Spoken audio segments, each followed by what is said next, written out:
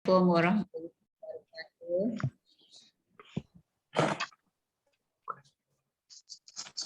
Mulakan majlis kita dengan mengucap dan doa. Bismillahirrahmanirrahim. Assalamualaikum warahmatullahi wabarakatuh.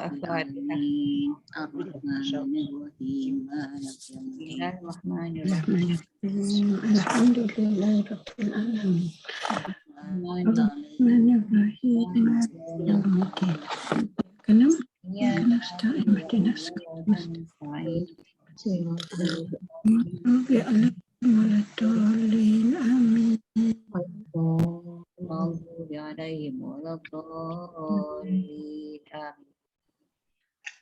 Bismillahirrahmanirrahim.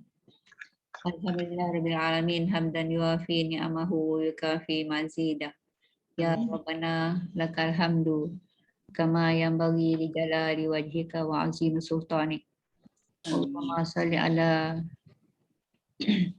Sayyidina Muhammadin abdihi wa rasulihin nabil ummi wa ala alihi wa sahbihi wa sallim. Terimalah dan berkatilah majlis ilmu kami pada hari ini, iaitu kelas hadis 40. Dalam usaha kami memahami hadis-hadis tersebut dan berazam untuk beramal dengannya sebagai tanda rasa kasih kami kepada junjungan Nabi Muhammad SAW, hambamu dan rasulmu. Ya Allah, kami mohon darimu kebajikan dan kebaikan yang segera dan yang akan datang, yang kau ketahui, tidak ketahui.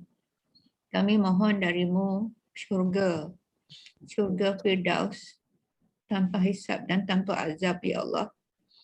Dan apa jua yang boleh menghampirkan kami kepadanya dari percakapan, perbuatan, gerak hati dan keyakinan.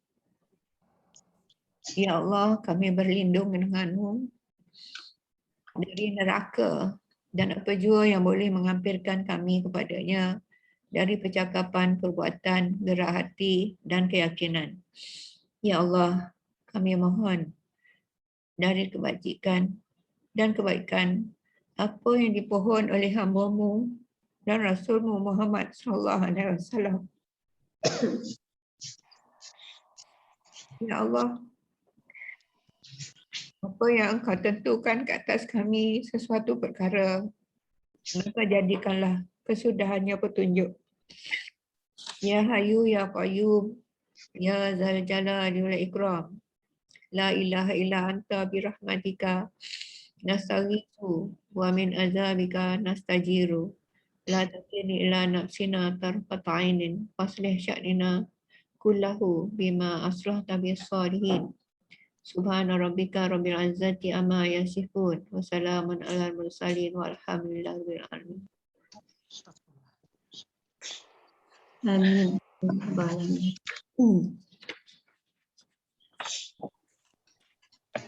Hari ini insya-Allah kita sampai ke hadis yang ke-6. Hadis ke-6 ini tajuknya yang halal dan yang haram. Hadis yang halal dan yang haram ni daripada Abu Abdillah An-Nu'man bin Bashir.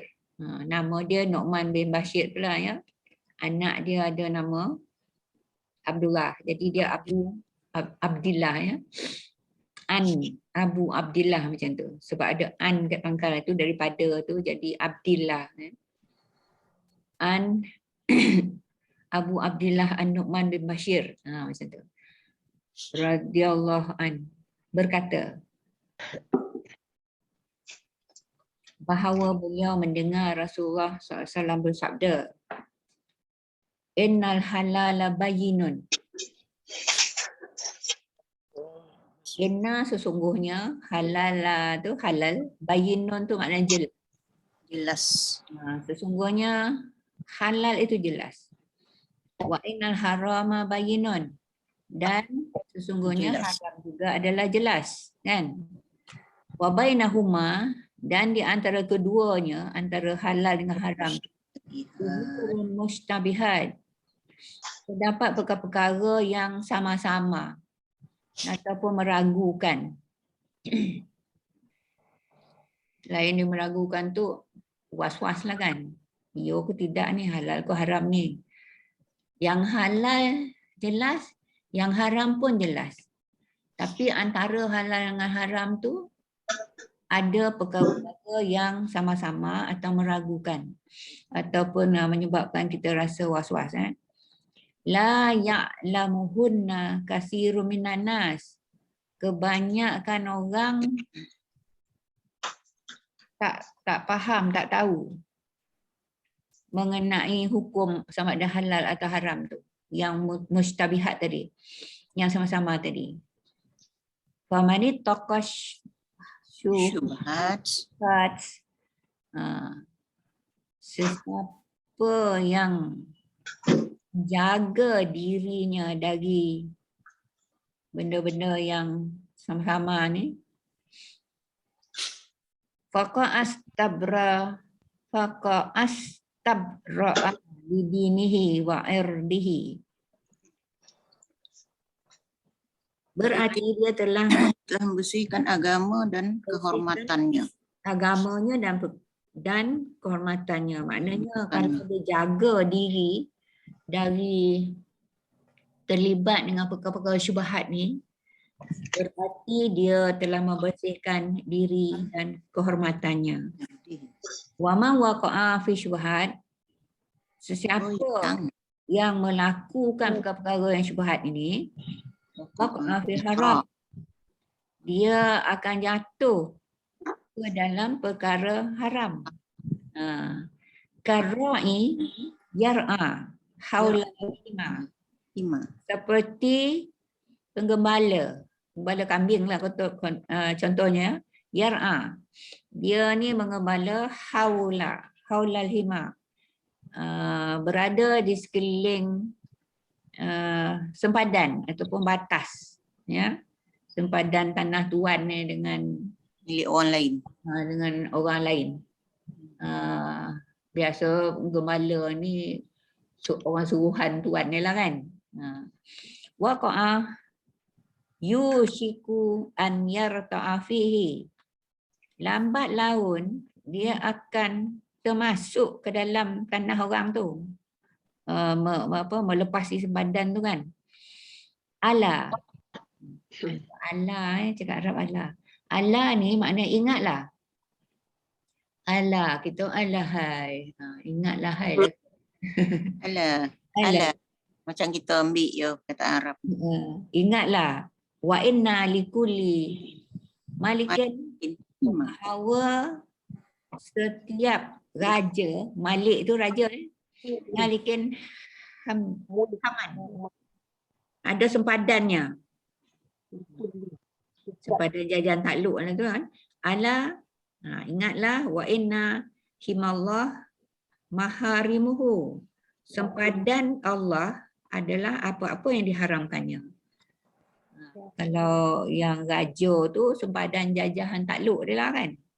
Tapi sempadan Allah ialah perkara-perkara yang diharamkannya. Ala yang ini inna fil jasadi mudghah. Baik, minum. Ingatlah juga ke ala wa inna fil jasadi mudghatun. Sesungguhnya dalam jasad kita ni ada seketul darah. Daging. Ada mudghah Seketul daging, kumpal daging. Dia ada yang terjemah segumpal, ada yang terjemah seketul. Seketul daging. Mudghah. Hari tu kan kita belajar asal kejadian manusia tu kan. Nutfah kan, mudghah kan. Jika ia baik, mudghah tu lah. Salahat Jasadu kullu. Baiklah seluruh jasad. Fasadat, dan apabila dan jika rosak, fasada tu fasid kan, rosak dia. fasadal jasadu kulluhu, rosaklah jasad seluruhnya.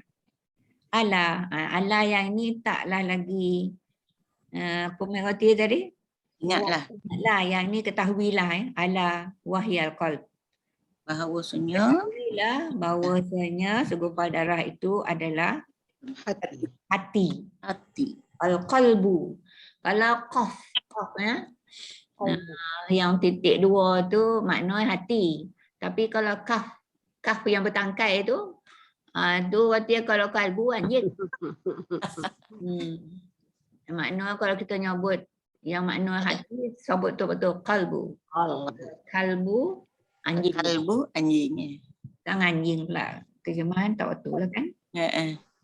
Jadi inilah hadis yang ke-6. Kita tengok terjemahan keseluruhan tu ya. Sesungguhnya yang halal itu jelas dan haram itu jelas juga. Juga jelas. Dan di antara kedua-duanya ada perkara yang sama-sama iaitu syubhat. Bukan syubhat cakap Melayu ni ya. Bukan syubhat cakap Melayu ni ya. Kita syubhat cakap Melayu ni bersubhat. Kan? Syubhat ni maknanya meragukan. Yang mewas-waskan. Kebanyakan manusia tidak mengetahuinya. Yang syubhat tu, yang sama-sama tu ya. Kebanyakan manusia tidak mengetahui. Maka sesiapa menjaga dirinya daripada yang syubhat itu, bererti dia telah membersihkan agama dan kehormatannya. Sesiapa yang melakukan perkara syubhat itu, dia telah jatuh ke dalam perkara yang haram. Seperti pengembala yang berada di sekeliling batas tanah gembalaan milik orang. Iaitu tanah larangan lah milik orang kan. Lambat laun dia akan masuk ke dalamnya. Ingatlah bahawa setiap raja ada sempadannya. Dan ingatlah bahawa sempadan Allah adalah apa-apa yang diharamkannya. Ingatlah bahawa dalam jasad itu ada segumpal darah. Ini segumpal. Tadi dia kata seketul dia. Jika ia baik, baiklah jasad seluruhnya. Jika ia rosak, rosaklah jasad seluruhnya. Ketahuilah bahawa segumpal daging itu, segumpal daging, ialah hati. Itu terjemahan dia.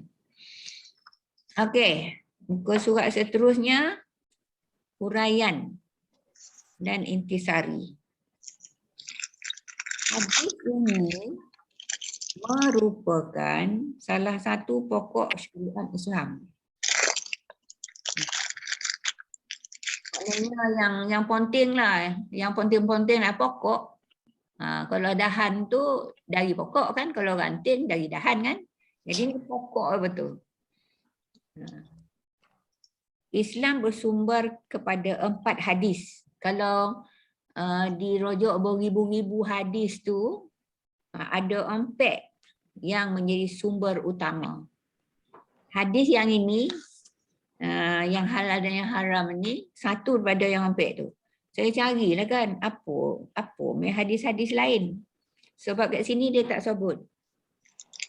Disebutkan antaranya ialah hadis ini kan. Para ulama telah sepakat atas keagungan dan kebanyakan manfaat hadis ini.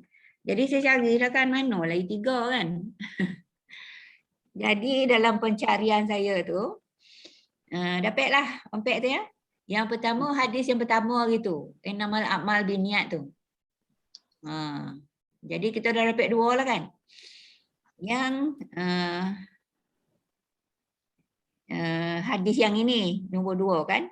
Yang ketiga, ada satu hadis.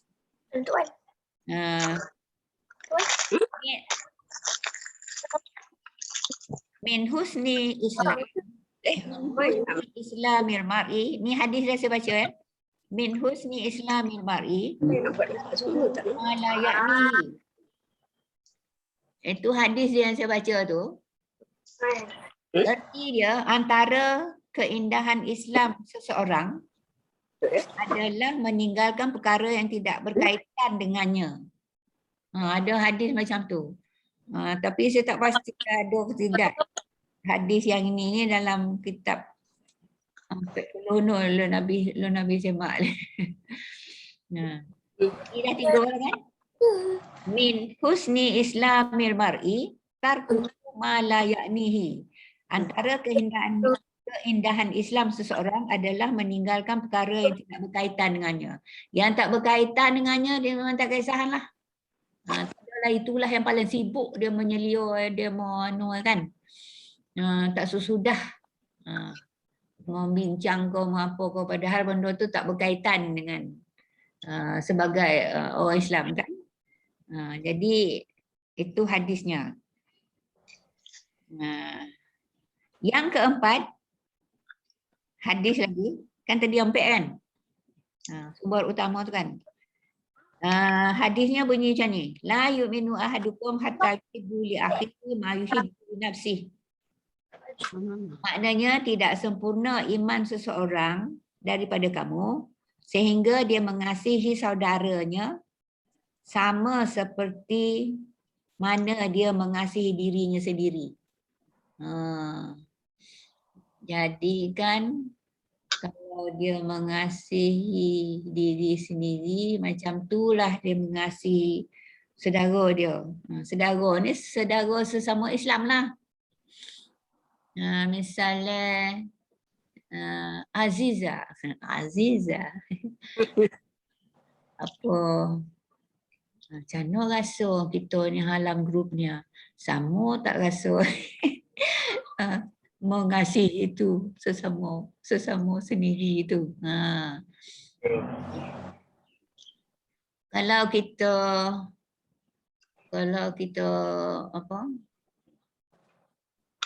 Dia mengasihi ini boleh tunjuk macam-macam cara kan? Ambil tahu, ambil borek kan? Tolong, bantu, doakan. Tu mengasihi, tu antara contoh mengasihi lah tu. Kalau misalnya donga dia tu sakit misalnya, Abdullah lah tak kena mengono dengan dia. Tu silap tu.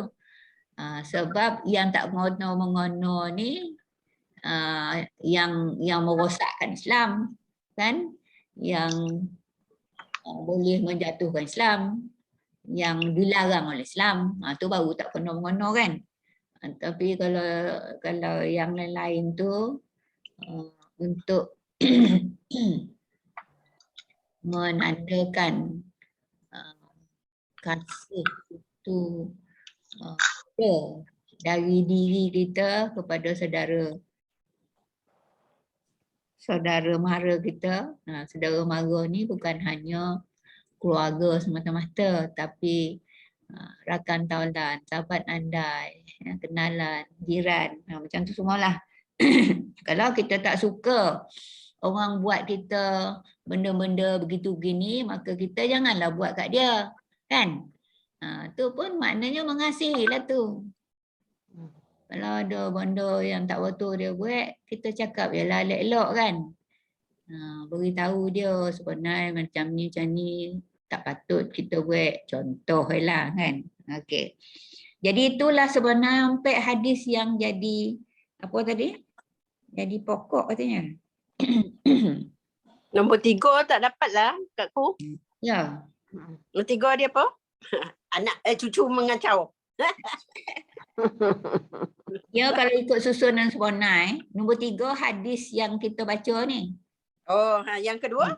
Yang keduanya yang saya baca tadi kan, min husni islamil mar'i tarkuhu ma la ya'nihi. Maknanya antara keindahan Islam seseorang adalah meninggalkan perkara yang tidak berkaitan dengannya.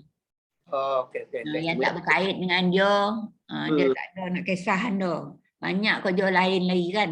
Okey, terima kasih. Benda yang tak patut disibukkan macam tu lah kan. Yang compare itulah. Mengasihi saudara. Tidak sempurna iman seorang padamu La yu'minu ahadukum hatta yuhibbu li nafsihi. Hatta yuhibbu li akhihi kama yuhibbu li nafsihi. Sehingga dia mengasihi saudaranya seperti mana dia mengasihi dirinya sendiri. Macam itu Norizan kan, dia lama dah tak ada. Dia kata tak berani nak ngabanya betul kan. Kalau yang tak berani nak menegur tapi tak berani nak banyak. Yang dia kata ada orang tu pergi buat haji berkali-kali. Bukannya umrah, haji. Bila dia kata kota semua, orang tu kata macam mana? Alah, yang tak pergi tu tak mampu dah, mahal kata kan. Jadi dia mampu, dia bolehlah pergi berkali-kali. Tapi sebenarnya kota tu Sekali. Ya. untuk Malaysia mahal ke tak mahal ke, package yang kita ambil tu semua termasuk dalam kota tu kan. Tu dia kata tak berani nak menegur kan. Dia kata cara menegur tu hari tu kita dah sebut juga kan. Kalau tak sanggup dengan tangan tu maknanya kuasa. Bukanlah lompang ke tumbuk ke kan. Kita tak ada kuasa. Dia lebih tua pada kita ke, yalah dia orang kaya ke kan, tak berani dah. Tak payahlah buat macam tu, tapi dia boleh beralih kepada dengan lidah tu cakap nasihat. Tak sanggup juga dengan hati kan. Hati tu yang terbaiknya dengan doa lah. Itu cara kita menegur. Kalau kita tak dapat nak menjalankan teguran tu secara nyata, maka yang terakhir adalah dengan hati, dan hati tu doa. Tapi ada di hujung hadis rasanya Selemah-lemah. selemah-lemah yang paling cara yang paling lemah. Tapi tak apalah, janji ada sesuatu kita buat, kita berdoa. Okey. Lepas tu yang halal dan yang haram, balik kepada buku tadi. Perkara yang halal dan yang haram dalam syariat amat jelas. Yang halal ni maksudnya tidak dilarang serta terang hukumnya. Dia kebanyakan yang halal haram ni dia fokus kepada 4 lah ya. Yang pertama makanan ya, yang kedua minuman, yang ketiga pakaian, yang keempat pekerjaan ataupun perusahaan. Jadi itulah yang paling kita nak kena tentukan halal haram tu. Dan kalau ada perkara-perkara yang meragukan ataupun samar-samar, ini yang kita bincangkan dalam hadis ni ya. Memakan makanan daripada bijian, tumbuh-tumbuhan, daging hewan yang jelas halalnya, tentu hukumnya kan. Yang hewan tu janganlah syarat dia kan. Binatang disembelih dulu ikut syar'i, ikut macam mana dia menangkap oleh syarak ya. Hari tu kita dah jumpa ada binatang yang tak payah sembelih walaupun dia dah mati kan. Apa hari tu dalam hadis tu? Yang dalam laut, yang dalam air. Hidupan dalam air, satu lagi belalang kan. Belalang. Belalang mana ada leher nak sembelih. Ya kalau Kan mana ada leher nak sembelih kan. boleh campur leher. Campur kepala Campur dengan kepala kan. Lepas tu cucuk. Lepas tu panggang. Tu masuk kat kampung kan lah. Dapat belalang kunyit Kampung belalang. Kat sawah padi kan banyak belalang kan. Ya. Saya makin tangkap-tangkap tu masuk dalam botol. Tangkap masuk dalam botol. Ada yang mengajar panis yang goli, buah minyak. Lepas tu tuangan belalang tu tutup. Jangan dia melompat-lompat. Kejap je. Lepas tu dia dah mati tu, dia koci kan. Dia orang dah masak tu kalau tak panggang lah. Kalau apa, tak cucuk lah kan. Tak goreng. Ada pengalaman makan belalang. Yalah, sawah kan. Ya. Abah saya buat sawah potong-potong. Pagi abah motong. Mak pergi sekolah. Potong ke sawah lah. Jadi kita join lah ke sawah pun. Berlari-lari kalau time padi tak ada pokok kan. Nimbo. Nimbo kolam kak. Ngocah. Bubuk. Tak kolam dah. Lubuk. Ya. Kali sendiri. Lubuk ni dia Oh, semula jadi kan. Oh, pandai ni. Itu ngocha mo ha. Nama nak air tu. Betul lah tu. Macam nak cerita ya. Dan apa nama ni? Minuman ya. Makan minuman. Yang okey, nanti saya sebut tu.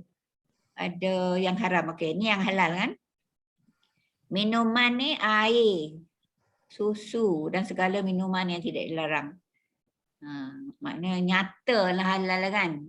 Sebab yang haram tu adalah nanti ada cerita haram ni. Yang pakaian pula. Memakai pakaian daripada benang dan bulu yang tidak dilarang. Bulu ni bulu binatang yang halal lah. Kalau bulu tu bulu babi. Babi pun ada bulu kan? Ada. Hitam tu. Buat berus. Kan? Lukisan. Buat baru lukisan. Bergigi. Jangan terus. Kan buat kek tu ada pakai tu kan? Nak colek tu, nak gaton apa semua tu. Tu nak berhati tu. Hati-hati. Nak tengok halal ke haram.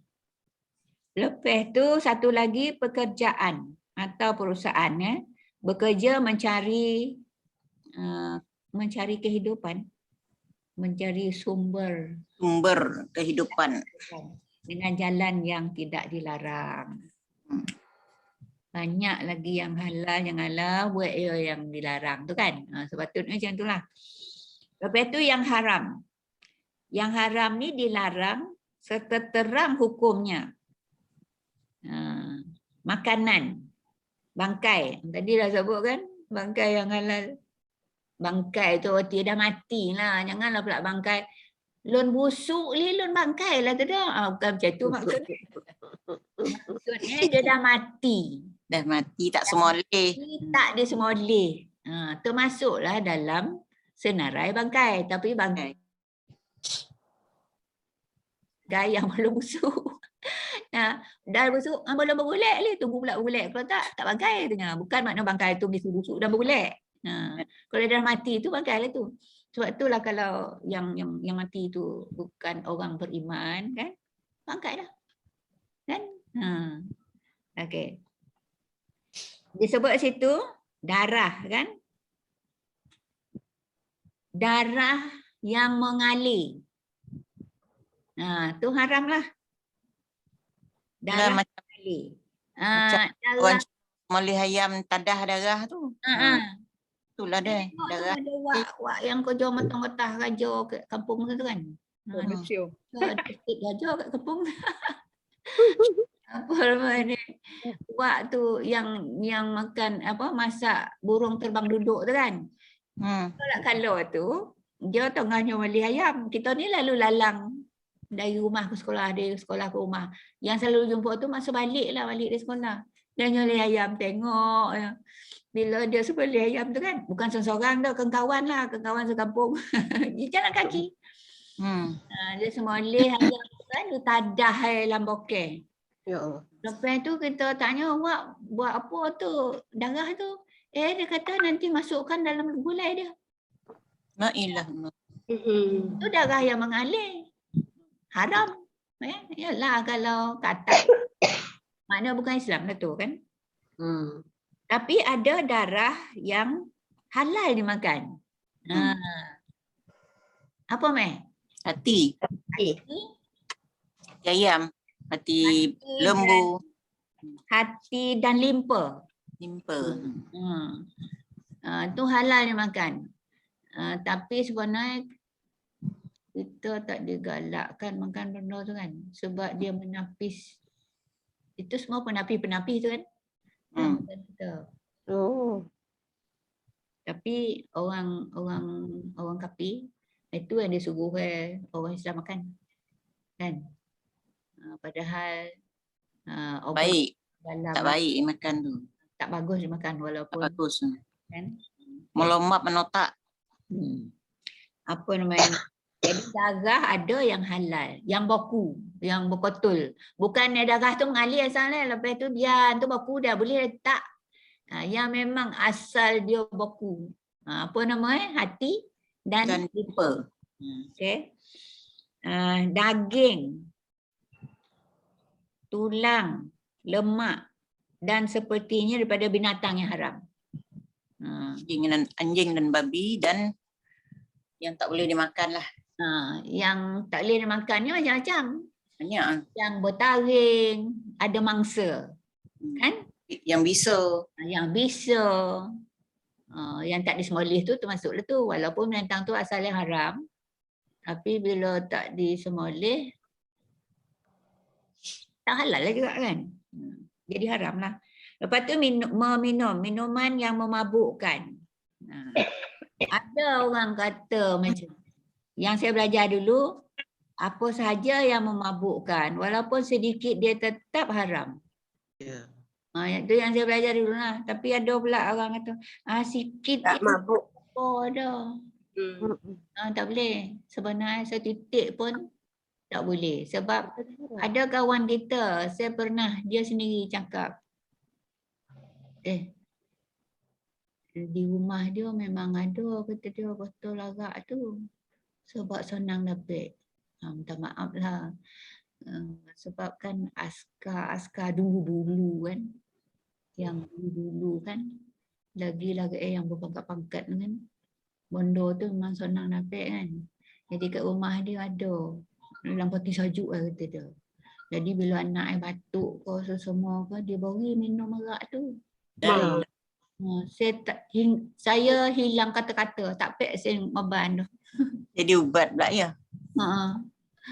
Apa nama ni, sebenarnya kalau nak bercakap dengan dia mesti time seorang-seorang kan. Jadi masa bercakap tu ada kawan-kawan lain juga.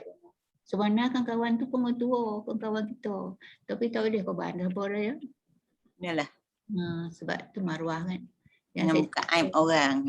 Yang saya cerita ni supaya kita ambil jadi sempadan lah kan. Tapi sekarang ni dah tak ada dah.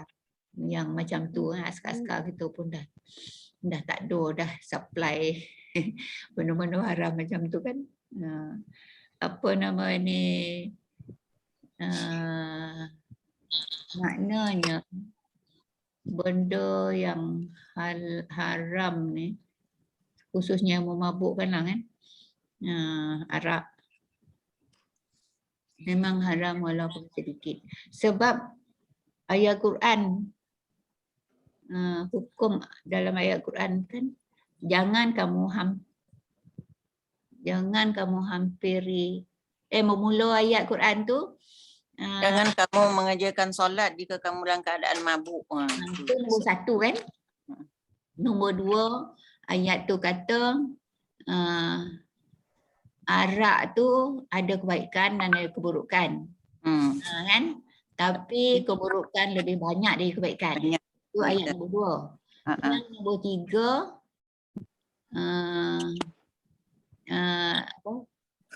innamal khamru wal maisiru wal ansab wal azlam rijsun min amali syaitan.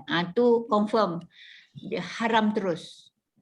Bila umat Islam dah makin kokoh keyakinan mereka, turun lagi satu ayat yang ketiga, confirm mengatakan arak itu haram, maka hendaklah kamu jauhkan. Masa itulah bila ayat tu turun kan, masing-masing curahan semua arak-arak yang ada di rumah masing-masing.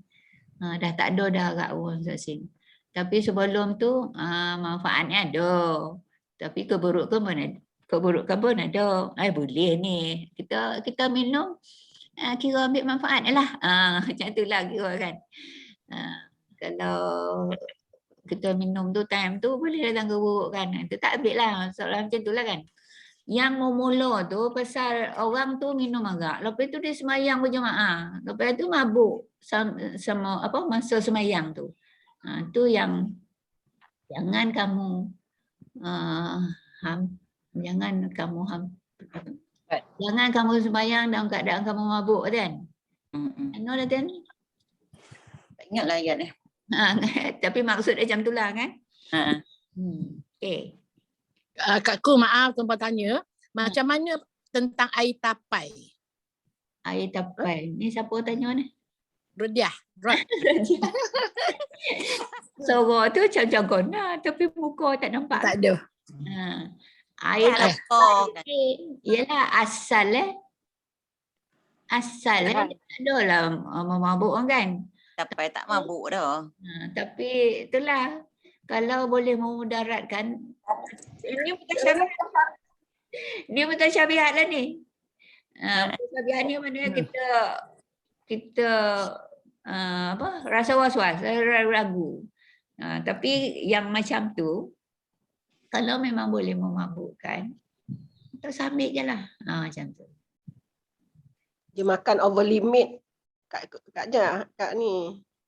Tanpa banyak dia makan, mabuklah jadinya. Macam orang di Bagus. Sebenarnya air tapai itu memang alkohol. Air tapai itu memang alkohol. Memang alkohol air tapai itu. Air yang kita bila kita buat tapai kan ada air dia kan? Itu alkohol. Ya, dia ada kandungan alkohol. Memang alkohol, bukan kandungan. Memang alkohol. Asal alkohol. Jadi makan tapai je lah, tak payah air. Tapi ada orang buat apam kan dari air tapai tu. Yang kalau orang orang Dayak kan, dia memang buat dia tak buat tapai, dia buat daripada nasi. Jadi dia ambilkan air itu saja. Nasi itu dibuang. Jadi air itu ialah air tapai, dia memang untuk dia minum. Dia alkohol, memang alkohol lah air itu. Tapi kita macam kita kata kita buat tapai, kita pakai pulut. Pulut tu kita makan, kita tak makan air dia, tapi adalah juga maknanya dalam tu. Tapi yang saya tahu, yang jadi alkohol tu, dia sebelum masak. Macam orang di Sarawak tu kan, buat tuak tu kan. Dia beras tu direndam sebelum masak, sebelum menapai. Dia kawuh air. Kalau tapai kita sebelum masak pun macam tu ya, sebenarnya dia panih ya badannya tu. Kalau kita balut tu kan dia panih. Itu sebenarnya masa tu yang alkohol. Tapi selepas tu, setelah dia masak, dia tak jadi alkohol lagi dah. Maksud Datin dimasak tu masak macam mana? Maknanya sudah matang lah. Macam orang buat cukur juga, cukur. Kan? Sebelum jadi cukur betul yang halal kita makan, sebelum tu pun memang alkohol. Cukur tu. Tapi bila dah matang, dia dah jadi yang boleh dimakan, dia halal. Dia tidak alkohol. Melainkan ambil yang banyak lain ceritalah, semua yang tak baik. Yang banyak tak baik lah. Mabuk lah. Kan? Macam air tapai tu bantai minum pula sampai apa? Sekolah misalnya memang poning lah kepala dah. Dia manis pun lah. Sebab dia ada ragi kan. Atau kunci dia. Yang saya dengar macam tu lah. Kalau dia tengah koroh tu, itu dinamakan yang ada alkohol yang tak boleh kita minum. Nasi makan kat mana tu? Yang Datin cakap tu. Kami belajar itulah dia. Bila kita buat tapai, proses penapaian, dia adalah alkohol. Dia menghasilkan alkohol. Itulah dia bahan ni bila belajar kimia kan. Yang di tengah-tengah itu Kak Jo. Bila dia dah masak, dah matang kan, dia sudah menjadi apa? Dioneh kan. Dia dah maksud masak tu dah matang lah. Masak panis kat api lah. Bukan panis kat api. Badan tapai tu kalau belum masak Zazah, dia panis. Jadi bila dia dah masak, dia tak panis dah. Jadi dah tak panis dah tu tak mabuk lah macam tu ke? Tak mabuk dah. Dah jadi tapai macam kita makan tu lah, dah masak. Berarti dah matang. Bukan jadi masak. Yang saya selalu tengok lah, mak saya kan buat tapai dulu dalam daun keladi pun ada. Kan? Dalam daun pisang pun ada. Daun keladi tu yang sedap itu. Jadi kalau dikatakan alkohol, tak boleh makan dah. Kan? Tapi kalau dia dah matang, dia tak alkohol lagi. Leha macam ada nak cakap. Buka mikrofon ya. Buka mikrofon. Okey. Penyampaian tu ada beberapa peringkat stage di mana yang awal tu tapai kita tu yang manis tu dia belum dikira macam haram. Dia halal kerana dia manis. Kalau kita minum air tu yang untuk 3 hari yang manis tu kan, kita tak mabuk. Tetapi proses selanjutnya ialah diperamnya lagi sehingga menjadi tuak. Tuak tu itu yang memabukkan. Dia rasanya tak manis tapi tak pernah rasa lah pula. Rasa dia tak manis macam tapai yang kita awal-awal makan. Air ni tu juga lah. Air ni Lepas dia dah jadi tuak tu, kalau disimpan lagi, dia akan jadi cuka. Dia cuka tu dah kita halal balik semula. Halal balik kan. Dia macam tu, ada masa, ada proses dia. Dia ada hari-hari dia. Ikut stages dia. Ada stage dia lah kan. Peringkat-peringkat Kalau dia. macam tu kalau dia dah jadi halal, gunalah ya. Kalau belum jadi halal tu tak usahlah diusik. Tapi kalau masih ragu-ragu, tak payahlah kan. Biarlah orang nak buat, nak makan apa pokok kat dia lah. Macam tu je lah. Okey. Ustazah, lagi satu contoh tu kan, air nira ke air apa kita yang buat apa tu? Gula enau tu, bila turun daripada pokok, kita boleh minum lagi. Sangat manis. Sangat manis kan? Tapi bila diperam nanti dia jadi toddy. Ya. Toddy ya. Jadi dia tu memabukkan dan haram. Mabuk. Lepas toddy tu, bila dibiarkan tak ada letak apa-apa, dia jadi cuka. Sama juga prosesnya. Kurma pun dibuat cuka macam tu. Rasulullah cuka kurma. Cuka apple. Apple. Semua macam tu. Proses dia ada. Yalah. Dia ikut peringkat penyampaian tu. Okeylah, jelas ya Radia. Namanya Radia adik Ada. Dah macam-macam dah kawan-kawan cerita lah. Jelas Okey, kasih. Okey. Pakaian pula ya. Dia empat dia kan, makanan, minuman, pakaian. Mendedahkan aurat atau memakai sutra bagi lelaki atau memakai pakaian dari sumber yang haram. Tu yang haram, yang haram jelas lah tu. Lepas tu pekerjaan ya, berusaha mendapat rezeki serta keuntungan daripada jalan yang kotor seperti curi, samun, judi, riba, tipu dan sebagainya. Tu pun jelas lah kan? Ya. Okay. Syubhah ni. Syubhah ni bererti kesamaran. Hukum perkara yang syubhah tidak dapat dipastikan sama ada halal atau haram. Orang yang warak meninggalkan yang syubhah untuk memelihara kesucian jiwa dan menghilangkan keraguan perasaan. Itulah. Kalau kita rasa tak selesa kan, maka kita tinggalkan je lah. Okey? Ya. Sebahagian ulama berpendapat syubhah itu ada 3 jenis. Pertama, sesuatu yang sudah diketahui oleh manusia tentang haramnya. Tetapi orang itu ragu-ragu. Orang itu maknanya ada seseorang lah kan. Ragu-ragu. Adakah masih haram atau tidak? Misalnya memakan daging haiwan. Memakan daging haiwan yang tidak diketahui dengan pasti penyembelihannya. Maka daging haiwan seperti ini menjadi haram kecuali jika terbukti dengan yakin telah disembelih. Saya tambah mengikut sembelihan syarak. Ini macam kat luar negara lah kan. Kita tak nampak orang melihnya. Itu satu. Satu lagi ni orang pergi berburu. Nemak kijang ke, nemak rusa ke, apa boleh? Nemak lanak ke. Lanak. tembak kan, dia pergi seorang ataupun dia pergi berdua. Boleh berbakat kan dua tu kan? Dua orang tu kan? Lah bosan kata dia banyak daging kalau kita tinggalnya ni sebab tembak lepas tu dah mati kan. Kalau kita tinggal ni rugi kita. Dah 3 malam dah pergi berburu. Dapat tembak mati pula dia kan. Jadi dia bawa balik daging itu ada agih-agihnya ke apa ke, dia jual ke.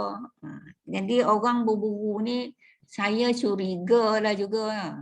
Sebab ada kes macam tu. Dia tak jujur kan.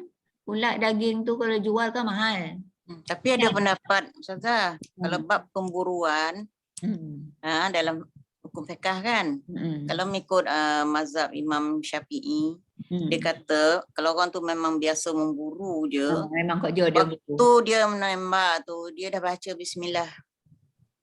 Maka jika mati binatang tu dia boleh sembelih. Ada pendapat macam tu. Banyak kalau kita baca lah bab pemburuan ni kan. Ya. Dia ada macam tu. Ya. Jadi tapi yang lebih lagi sebab guna peluru tu. Kalau dia guna panah kan. Dia guna tu kan, itu makna selesor kat lati tu kan. Lagi satu, kalau itu cerita berburu, tembak lepas tu sampai mencari itu kan senang nak tu dah lepas tembak tu kan. Mencari ialah hutan. Mencari tu jumpa lah, dah tak berarit lagi kan. Tapi kalau ada hayah apa? Hayah mustaqirah masih ada hayat dia. Nyawa ikan. Nyawa ikan sampai semalih kan. Semalih lah. Masa menembak tu pun memang berniat lah. Tapi nak nyadap menanti tu. Boleh juga. Semalih juga. Tapi saya terkenang masa Ustaz ngajar dulu nyomalih benda yang macam tu. Nak pasti betul-betul adakah sembelihan itu benar-benar ikut syarak atau tidak kan. Masa sembelih tu ada darah keluar memancar dari leher tu. Kalau ada kosan sembelih tu kolai. Tu kolai tak? Tahu. Kolai je. Tak ada setitik pun darah keluar dari tompek yang di kolai tu bukan sembelih. Bukan sembelih syarak. Macam juga kita kat kampung kan ayam ko, kambing ko kat jalan kan. Ayam ni perangai kalau dia terdesak, dia bukannya kotopi, tapi dia lari meluru. Keto misalnya kan. Dia lari meluru. Yalah menantang kan, tak berfikir. Tapi itik lain kan. Itik dia tak kelang kabut macam ayam. Itik ni kalau dia berjalan dalam grup dia, dia itik ni kebanyakannya dalam grup kan, dia ikut dia. Jadi kereta ni sampailah break pun. Sampai break kan. Tapi kalau ayam dalam keadaan ni kelang kabut, turun situ, turun sini. Jadi sudah langgar kan. Itik dia selamat sikit lah. Tapi kalau kambing ko, lembu ko, dia baik tak tahu kan. Baik tak tahu tu cari jalan-jalan supaya tak kono. Elak lah. Sebab apa saya boleh cerita tu kan kampung saya menantang-menantang macam tu. Memang banyak tu berjalan tengah jalan. Siapa pergi ke Sungai Juletung, jumpa lah kan detik lampu sepah kat jalan. Tapi sekarang ni dah kurang. Nak tahu sebab apa kurang? Orang tak molo lagi kot. Bukan, yelah, bola pun dah tak selamat, kena curi. Dia bawa lari tu tengah malam. Malam sunyi tu, lembu tu baring ke jalan tu. Di disumbek mulut dia kan, naik entah lori. Yalah. Tengok kandang dah tak ada. Dah lah memang tak berkandang pun, dia tidur kat jalan raya. Jadi sekarang ni nak cari lembu pun dah bayar dah kat jalan kampung. Betul tak Pak? Mana Syarifah dia? Aduh. Betul tak? Betul Ustazah. kalau nak bawa kereta tu turun dulu nopok lembu tu kejut. Hon tak geli dia dah. Ya, tak tahu dia. Dia raja jalan raya. Raja. Ha. Nopok dulu. Syarifah ni sekolah, Mariam pas sekolah tapak kan, sekolah kebangsaan kan? Lain lah muka gate itu. Berak lambu tu. Memang Wangi keliling ya. tapi sekolah tu sekarang ni dah sekolah kluster kecemerlangan. Dah tak ada titik lambu. Yalah lambu pun saya kata dah tak banyak kan. Orang dah pandai molo diikat kan. Yalah di kandang betul-betul kan. Kandang. Betul-betul. Panjang pula cerita lambu lah. Tak ada apa. Ada persiaran daripada apa majlis daerah. Kalau berkeliaran kena tangkap. Kena ambil. Dibolong lah. Buka show lah. Lepas tu cerita tu lah.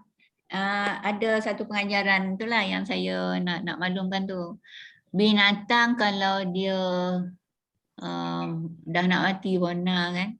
Kalau kita sampai semoleh pastikan tempat semolihan tu ada darah keluar mengalir dari tempat semolihan tu.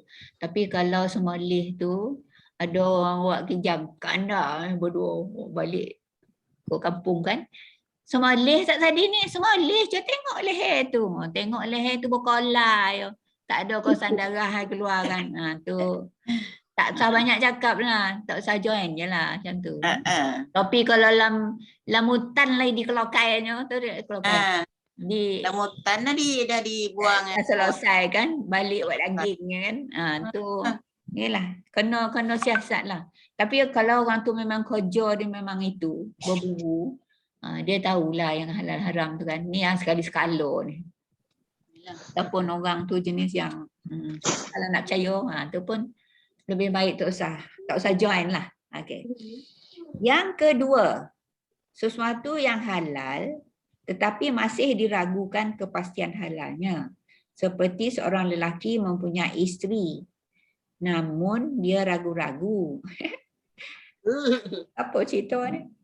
Adakah dia telah menyatakan talak kepada isterinya? Itu atau belum?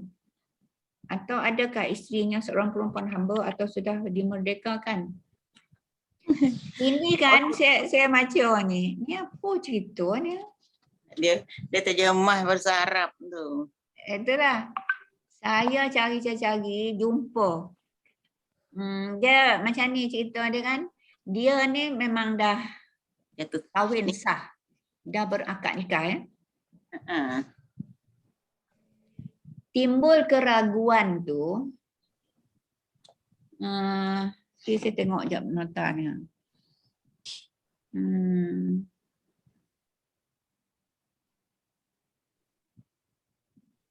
Timbul keraguan tu.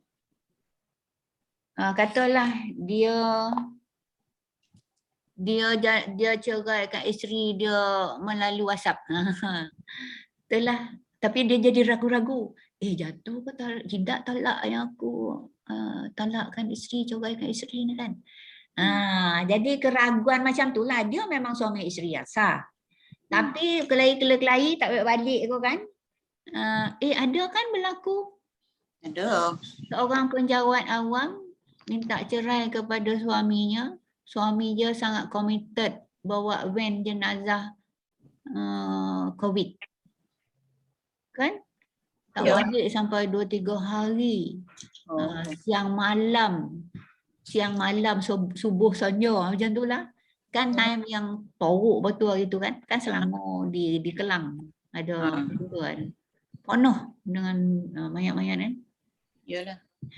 Jadi bila dia tak balik tu suami pun dah fed up kan. Tapi isteri ni penjawat awam cerita tu lah. Dia rasa tak terdaya dia kata dia.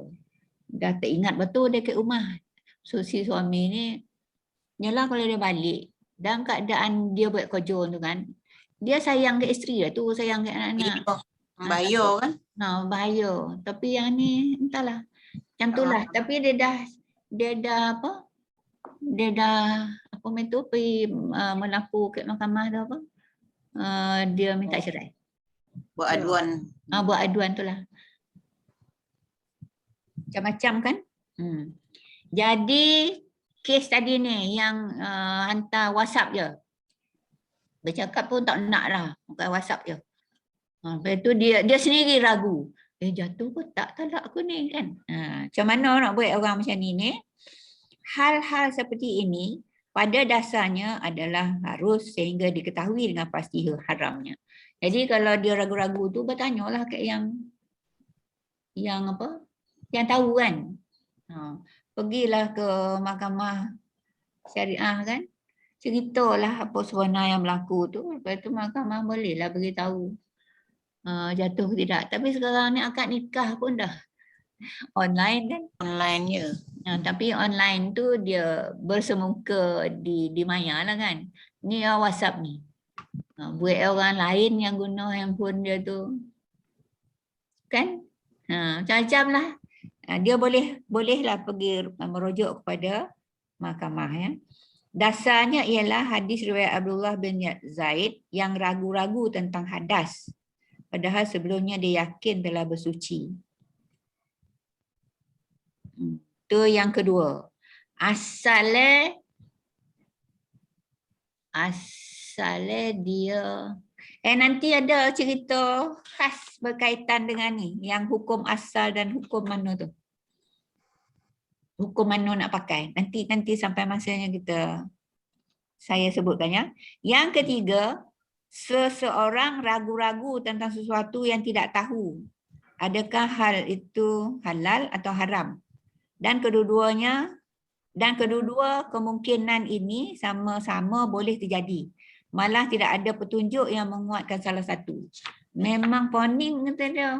Halal ke haram ni, halal ke haram ni. Hal seperti ini lebih baik dijauhi. Sebagaimana sabda Nabi SAW pernah melakukan pada kes sebutir buah kurma telah jatuh dan ditemui di rumah baginda. Rumah dulu-dulu kan kemah ya. Kan?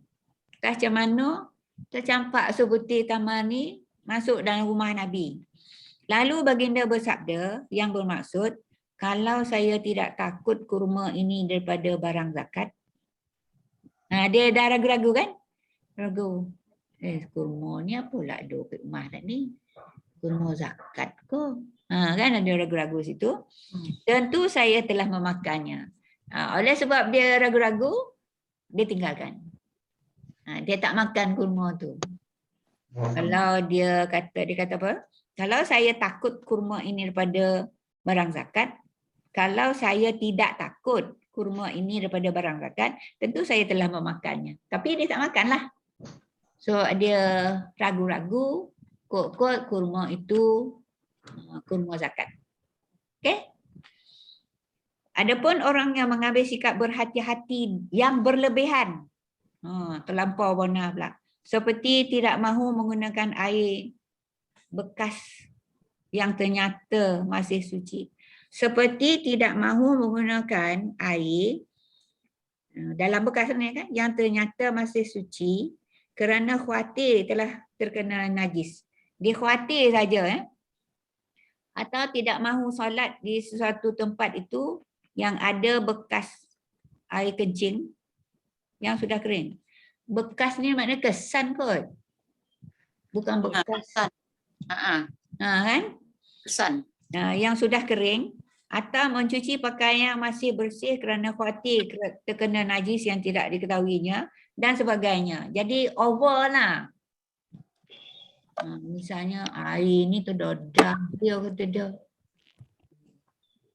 Jadi dia rasa entah-entah masuk tik cicak. Macam itulah. Tengok tak ada pula tik cicak dalam tu. Tapi masih agak ragu lagi. Okey. Sikap seperti ini tidak perlu diikuti sebab berlebih-lebihan ialah tanda adanya was-was.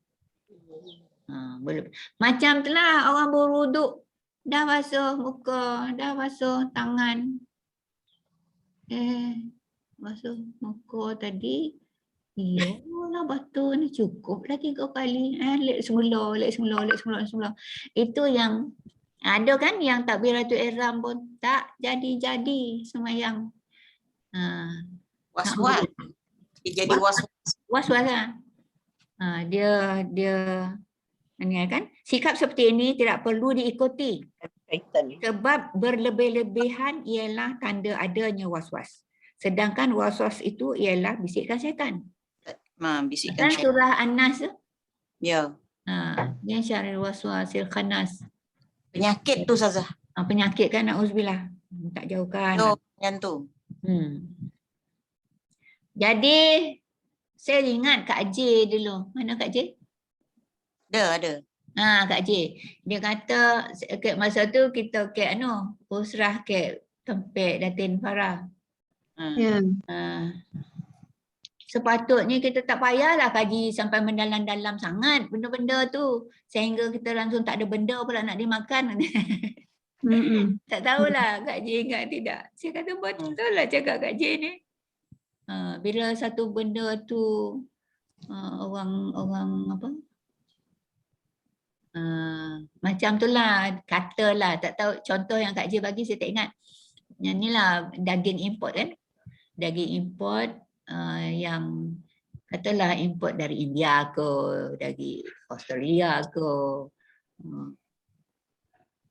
Sebab yang kita import tu orang-orang Jakim ni poi tengok kan tempat sembelihan dia orang tu. Macam ubek-ubek pun kan. Ubek-ubek pun macam Amerika ubek-ubek. Dia import tu yang sarung kapsul. Kapsul. Kan? Kan dia buat dari gelatin binatang. Kan? Lepas tu disiasatlah binatang apa? Jawab lembu. Lepas tu lembu tu Somali ke tak? Kan kita nak tahu macam tu kan? Lepas tu dia orang ni pergi ke punca. Macam dia import gelatin tu dari lembu yang disemoleh ikut cara Islam di India. Yang orang Islam lah punya lembu tu kan. Sebab kalau orang bukan Islam, Tuhan ni lembu tu kan. Orang Islam lah. Yang Islam lah.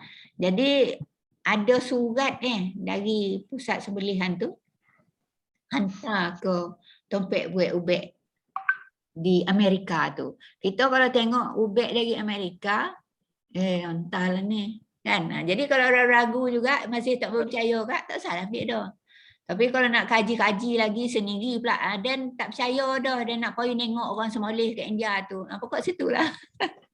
Ya, saya teringat yang Kak Jia cakap tu lah. Kita tak usahlah sampai macam tu pun lah. Kan? Mau kaji banyak benda lain dia boleh makan. Ya tak? Betul. Ataupun masih juga tak sedap hati tapi macam terpaksa juga makan ubat tu. Cabut lah.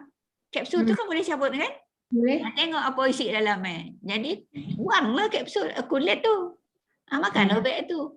Misalnya ubat tu itulah yang paling mujarab kata kan serasi. Okey. Ada macam-macam cerita orang. Ya. Sampai mana tadi ni? Okey. Kawasan larangan pula. Tadi kan ada cerita orang gembala tu kan, kawasan larangan tu. Jika raja dan tuan tanah melabelkan kawasan larangan yang tidak boleh dimasuki oleh orang lain, Allah juga, jika tu patut nak maka lah kan. Jika raja dan tuan tanah melabelkan kawasan larangan yang tidak boleh dimasuki orang lain, maka Allah juga ada kawasan larangan yang tidak boleh dilalui oleh manusia. Kawasan larangan tersebut adalah segala perbuatan maksiat dan tegahan. Larangan lah kan, sama ada yang berhubung dengan diri maupun yang berhubung dengan kehormatan dan harta benda seperti pembunuhan, perzinaan, pencurian, minuman yang memabukkan, pendustaan, tuduhan penghinaan terhadap kehormatan, mengambil, menguasai dan memakan harta benda dengan jalan yang tidak sah mengikut syarak. Tu di antara contoh-contoh lah. Kawasan larangan tu. Kalau yang Allah tu jelas lah juga kan. Okey. Lepas tu hati pula kan. Surat 37 tu. Hati ialah seketul daging yang dalam tubuh manusia yang menjadi pembentuk hidup seseorang. Menggerak dan memberhentikan, memperelok atau mencederakan dan mengawal tingkah laku seorang. Hati yang baik adalah hati yang sentiasa ingat kebesaran Allah, mematuhi perintahnya dan menjauhi larangannya, menghindari perkara yang syubhah, takut jatuh kepada yang haram. Ada gambar hati kan? Tali yang doktor tu. Hati yang rosak ialah hati yang telah dipengaruhi serta dikuasai sepenuhnya oleh hawa nafsu dan syahwat yang jahat, hingga tidak diendahkan lagi halal haramnya. Betul lah tu kan? Wallahu a'lam. Apa arti wallahu a'lam ni? Allah lah yang lebih tahu. Mengetahui. Maka apakah mereka tidak berjalan di muka bumi? Ini ayat surah Al-Hajj ya. Maka apakah mereka tidak berjalan di muka bumi lalu mereka mempunyai hati yang dengan itu mereka dapat memahami. Hati dapat memahami. Atau mempunyai telinga, dengan itu mereka dapat mendengar. Kerana sesungguhnya bukan mata itu yang buta, tetapi yang buta ialah hati yang ada di dalam dada. Ini surah Al-Hajj ayat 46. Jadi saya nak sambung, tadi saya janji cerita tu kan.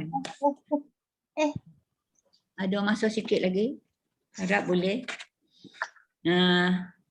Mutasyabihat ni atau mustabihat ni suatu yang tidak jelas halal atau haramnya oleh orang ramai. Okay?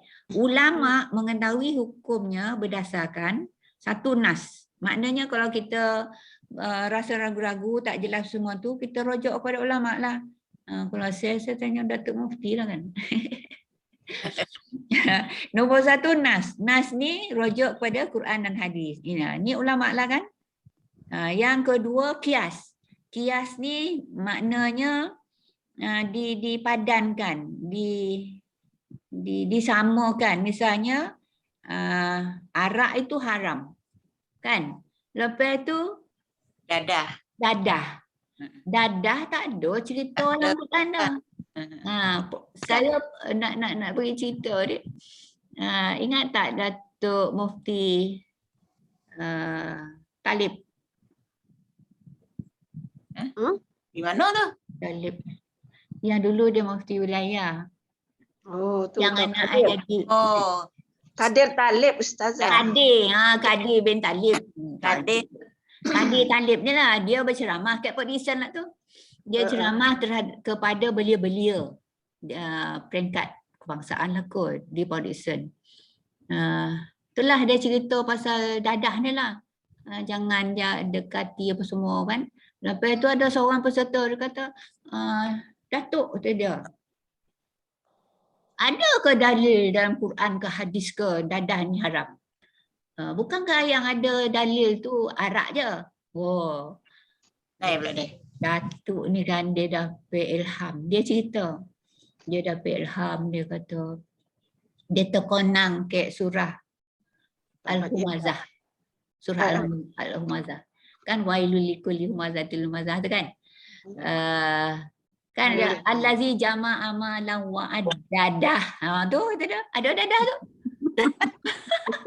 Lepas tu baca ni sampai ujung kan?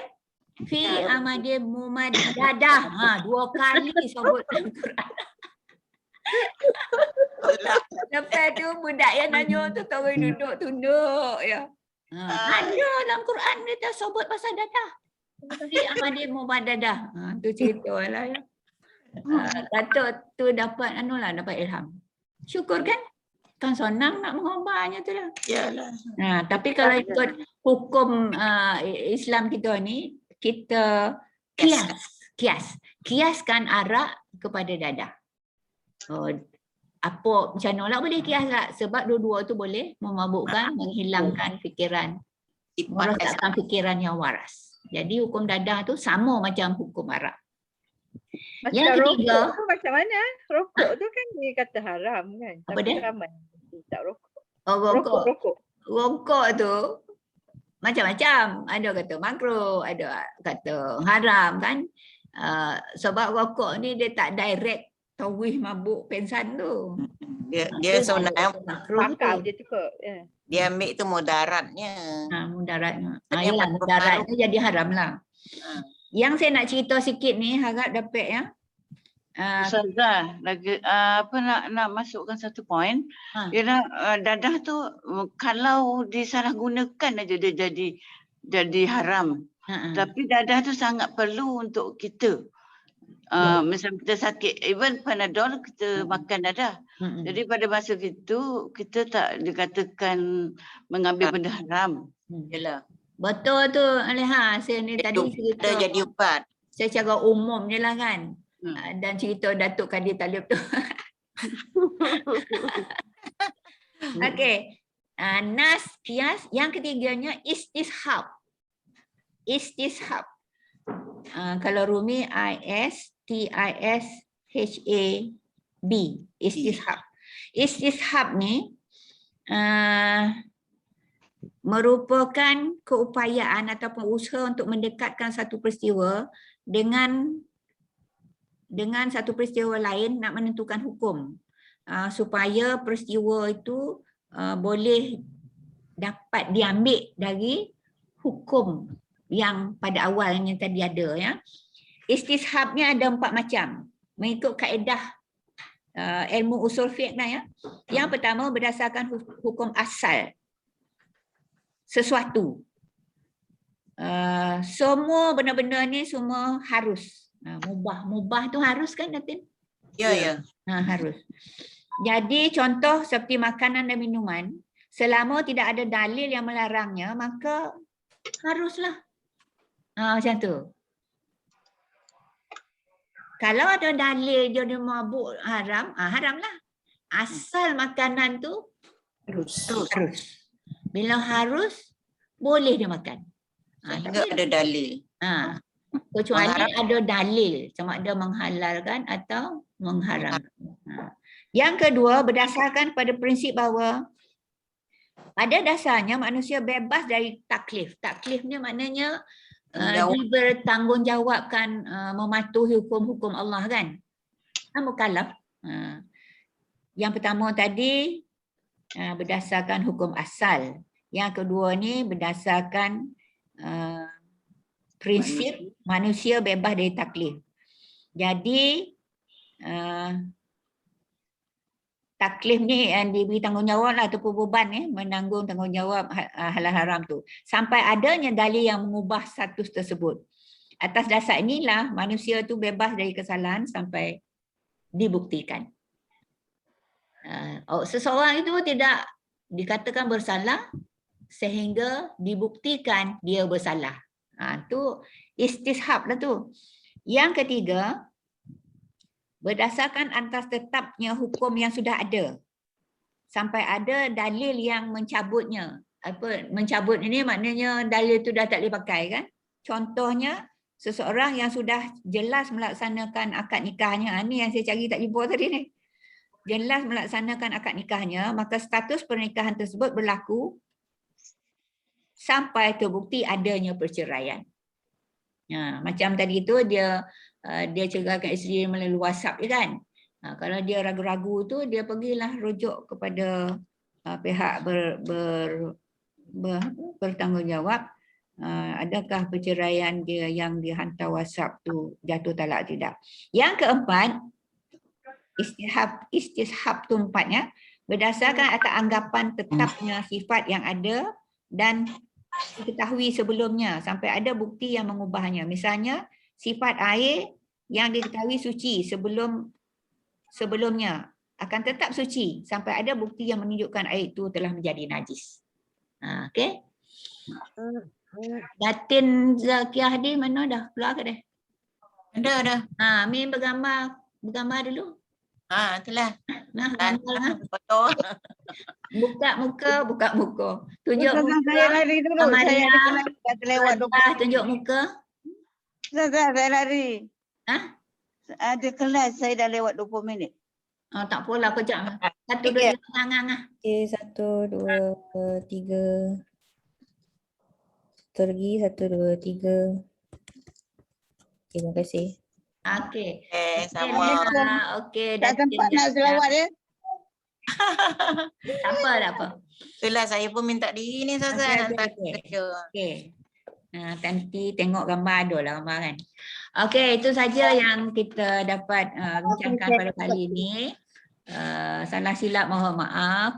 Dan kita akhiri majlis kita dengan mula-mula kita baca surah Al-As, lepas tu tasbih kafarah dan selawatnya. Bismillahirrahmanirrahim. Innal insana lafi khusr illal ladzina amanu wa amilus solihati wa tawasaw bil haqqi wa tawasaw bis sabr. Subhanakallahumma wa bihamdika asyhadu an la ilaha illa anta astaghfiruka wa atubu ilaik.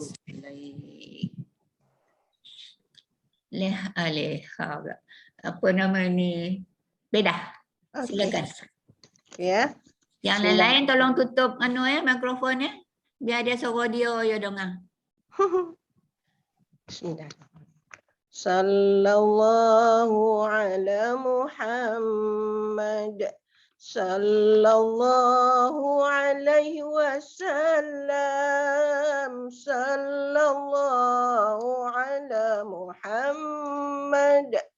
Sallallahu alaihi wasallam.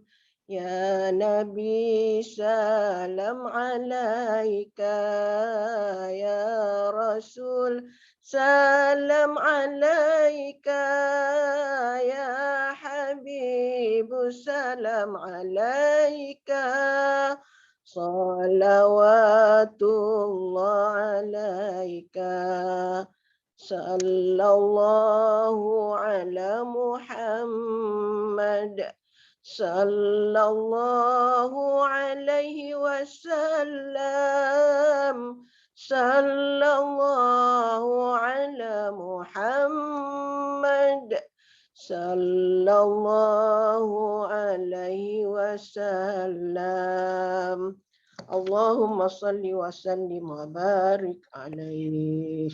Terima kasih Beda, terima kasih semua. Terima kasih Ustazah. Sama-sama. Terima kasih. Assalamualaikum warahmatullahi wabarakatuh. Assalamualaikum. Waalaikumsalam. Terima kasih. Minta diri dulu. Bye.